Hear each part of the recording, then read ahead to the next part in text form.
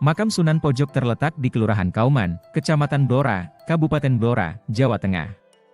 Atau untuk mengetahui lebih mudah, makam Sunan Pojok ini terletak di sebelah selatan alun-alun Blora. Untuk aksesibilitas menuju makam Sunan Pojok cukup mudah karena letaknya di pinggir jalan raya, mungkin hanya lahan parkir yang kurang luas yang menjadi kendala. Tetapi tidak perlu khawatir karena tetap bisa parkir di sekitar alun-alun Blora. Akses yang cukup sulit adalah ketika haul, karena lokasi makam dipadati oleh para ziarah sehingga menyebabkan jalanan menjadi macet. Curah hujan di kawasan makam cukup stabil mengikuti musim, sehingga kondisi hidrologi cukup baik. Karena saat musim kemarau tidak kekurangan air. Tetapi beberapa tahun yang lalu saat kemarau panjang air memang cukup sulit, namun kondisi ini terjadi hampir di seluruh kawasan Blora, bukan hanya kawasan makam. Potensi bencana di makam sangat kecil karena lokasi makam tidak terletak pada kawasan rawan bencana. Sampai saat ini pun belum pernah terjadi bencana alam. Di sini saya akan membahas tentang makam Sunan Pojok. Siapa sih Sunan Pojok itu? Beliau adalah salah seorang yang sangat berjasa dalam mengusir penjajahan Belanda, terutama yang berada di wilayah pesisir utara Pulau Jawa. Sebagai seorang panglima perang, beliau juga telah membuktikan kiprahnya atas sebuah kemenangan atas VOC pada 20 November 1926 kepada Sultan Agung Hayokrokusumo. Dalam sejarah Sunan Pojok Blora, kemenangan ini membuktikan bahwa perlawanan yang dilakukan Sunan Pojok dalam melawan VOC di Batavia tidaklah sia-sia. Karena perjuangan yang dilakukannya merupakan satu-satunya kemenangan dalam peperangan melawan VOC. Selama memangku jabatan sebagai Adipati Tuban, Sunan Pojok Blora banyak melakukan penumpasan atas kerusuhan yang terjadi di wilayah Tuban. Beliau dibantu oleh 500 prajurit kerajaan Mataram akhirnya mampu menumpas kerusuhan akibat adanya pemberontakan. Kerusuhan tersebut banyak terjadi akibat beberapa adipati yang membelot dan memberontak, di antaranya Adipati Lasem, Sumenep, Pasuruan dan yang lainnya. Selain itu, karena Tuban juga merupakan salah satu wilayah jajahan VOC yang selalu berusaha memperluas daerah jajahannya. Kadipaten Tuban saat itu belum menjadi bagian dari jajahan VOC. Selain berhasil menumpas kerusuhan di sekitar wilayah Tuban, Sunan Pojok juga mempunyai banyak prestasi gemilang. Di antaranya menaklukkan daerah-daerah yang menjadi penjajahan VOC, seperti daerah Pati, Surabaya, Pasuruan dan masih banyak daerah lainnya yang ditaklukkan.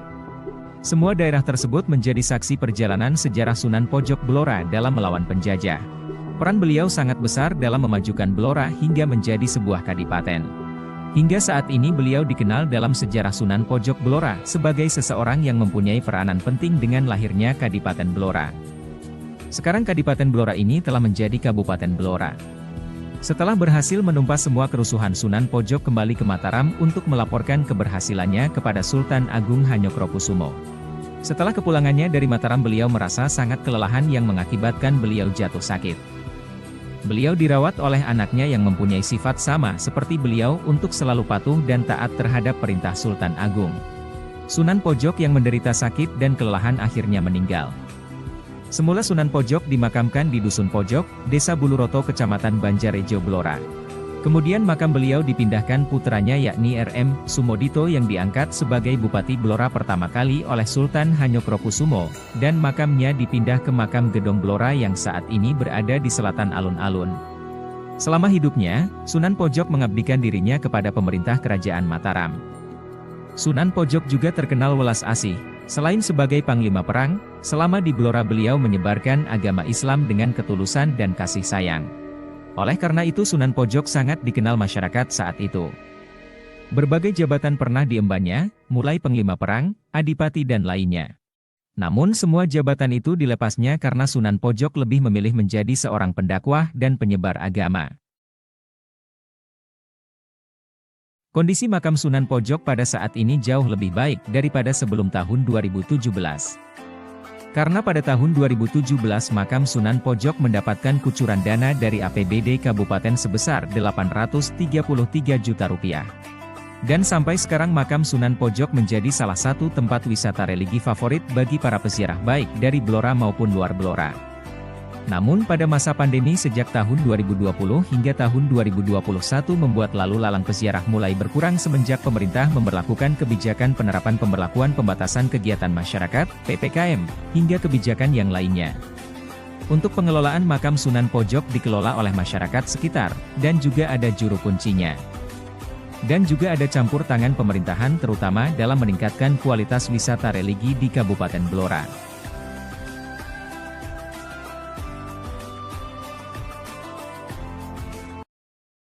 Dalam aspek ekonomi, seperti iklan, makam Sunan Pojok tidak memiliki unsur iklan dalam mempromosikan atau menunjukkan peninggalan yang ada dalam kawasan.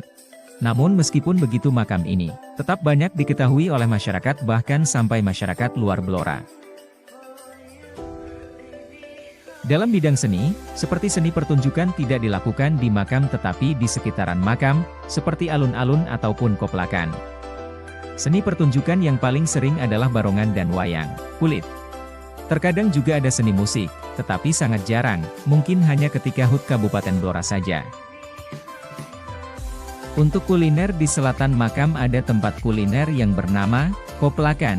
Di sana terdapat makanan-makanan khas dari Blora seperti nasi pecel, sate Blora, soto kletuk, rawon, dan lain sebagainya. Selain itu juga ada jajanan seperti jenang.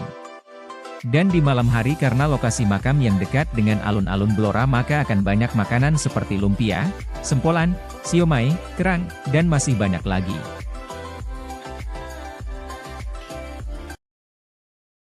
Terima kasih telah menonton video ini, apabila banyak kekurangan saya memohon maaf yang sebesar-besarnya, dan sampai bertemu di lain kesempatan, wassalamualaikum warahmatullahi wabarakatuh.